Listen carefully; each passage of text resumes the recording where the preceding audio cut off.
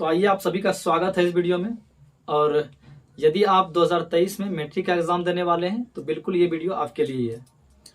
और मैं बता दूं कि आज मैंने फिजिक्स का मोस्ट इम्पोर्टेंट क्वेश्चन लेकर के आया हूं। और वही सब क्वेश्चन है जो कि पीछे कई बार पूछा गया है, मतलब रिपीटेड क्वेश्चन है। 2011 से लेकर के 22 तक में बहुत बार पूछा गया प्रश्न है। और आज फिजिक्स का हम 5 क्वेश्चन पर डिस्कशन करेंगे। अगले वीडियो में हम केमिस्ट्री उठाएंगे या तो फिर सोशल साइंस का कोई सब्जेक्ट उठाएंगे। हिंदी, संस्कृत, सोशल साइंस में पॉलिटिकल साइंस, हिस्ट्री, ज्योग्राफी, आपदा प्रबंधन, जितने भी सब्जेक्ट है ना, सभी में जो इम्पोर्टेंट सब जो पूछा गया प्रश्न है उन सभी का 5-5 क्वेश्चन का डिस्कशन आप तक पहुंचाने का काम करेंगे। आपको बस कुछ समय तक मेरे साथ बने रहना है। आइए हम फिजिक्स के कुछ क्वेश्चन को देखते हैं जो कि एग्जाम के दृष्टिकोण से इम्पोर्टेंट है। आइए, पहला क्वेश्चन है, तारे क्यों टिमटिमाते हैं? तारे क्यों टिमटिमाते हैं? तो आपको मैं बता दूं कि तारे टिमटिमाते हैं ही नहीं, तारे टिमटिमाते हुए दिखते हैं, प्रतीत होते हैं। क्लियर? तारों से जब प्रकाश पृथ्वी तक आती है, मान लीजिए तारा है, ये वायुमंडल के कई परतें हैं, ये मान लीजिए हम यहाँ पे हैं, तो तारों से प्रकाश जब पृथ्वी तक पहुंचती है तो उसके वायुमंडल की जो परत है ना, कई परतों से होकर के गुजरना पड़ता है। फिर से एक बार, तारों से प्रकाश पृथ्वी तक जब पहुंचती है तो वायुमंडल के कई परतों से गुजरती है और सभी परतों के साथ अपवर्तन वाली घटना होती है। कौन वाली? अपवर्तन वाली घटना होती है, जिसके कारण कभी हमें दिखाई देते हैं और कभी दिखाई नहीं देते हैं। इसीलिए तारे टिमटिमाते हैं। उम्मीद करते हैं कि आप समझ गए होंगे। एक बार फिर से रिपीट कर देते हैं कि तारे टिमटिमाते हैं क्यों? क्योंकि तारों से प्रकाश जब पृथ्वी तक पहुंचती है तो इस क्रम में वायुमंडल के कई परतों के साथ अपवर्तन वाली घटना घटित होती है, जिसके कारण कभी तारे दिखाई देते हैं, कभी दिखाई नहीं देते हैं और हमें लगता है कि तारे टिमटिमाता है। क्लियर ना? चलिए आगे बढ़ते हैं। उत्तल लेंस को अभिसारी लेंस क्यों कहा जाता है? उत्तल लेंस को अभिसारी लेंस क्यों कहा जाता है? सबसे पहले ऑब्जेक्टिव में आप याद रखिए कि अवतल लेंस को अपसारी लेंस कहा जाता है। अवतल को अपसारी अवतल लेंस को अपसारी लेंस कहा जाता है, उत्तल लेंस को अभिसारी लेंस कहा जाता है। ये ऑब्जेक्टिव में पूछेगा पहले। क्लियर? अब यहाँ पे प्रश्न ये था कि उत्तल लेंस को अभिसारी लेंस क्यों कहा जाता है।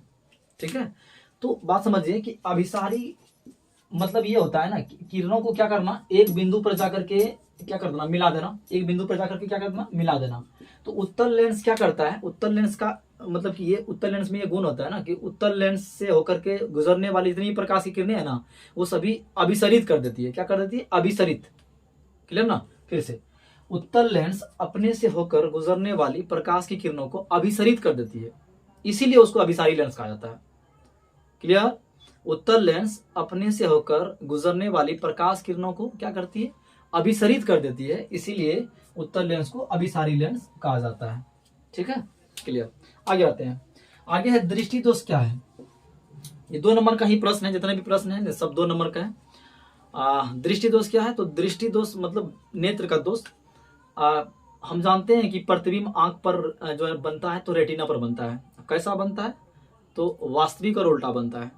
यहाँ पूछा है कि दृष्टि दोष क्या है। आपको बता दूं कि कई कारणों से, कुछ ऐसे कारण हैं, कई कारणों से आंख में जो प्रतिबिंब है वो रेटिना पर नहीं बन पाता है।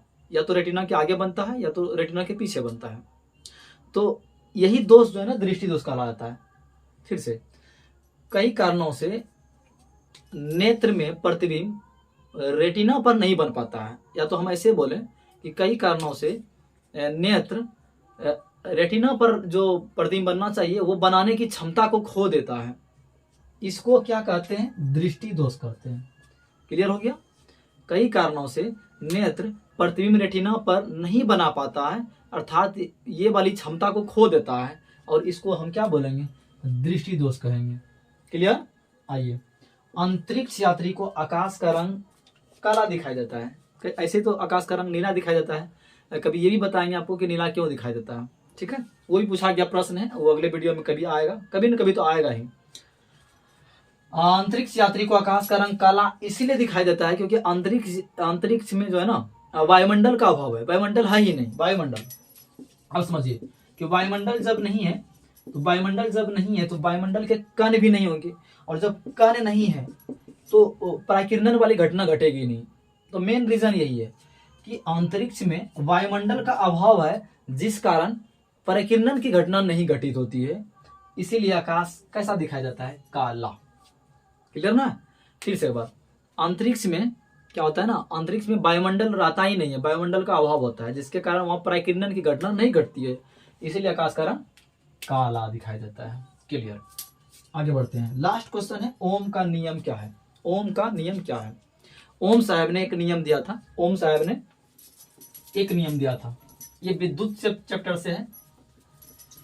चलिए, ओम ने कहा क्या कि यदि ताप और दाब को नियत रखा जाए, ताप एंड दाब, ताप और दाब किसी चालक पदार्थ है, मान लीजिए चालक पदार्थ है, ये चालक पदार्थ है, और इसका ताप और दाब ऐसा नहीं हो कि मतलब कि ये चालक तार का टेम्परेचर बढ़ जाए, फिर मतलब प्रेशर बढ़ जाए, दाब बढ़ जाए, ऐसा नहीं बोला। ये दोनों नियत रखना है, एकदम स्थिर।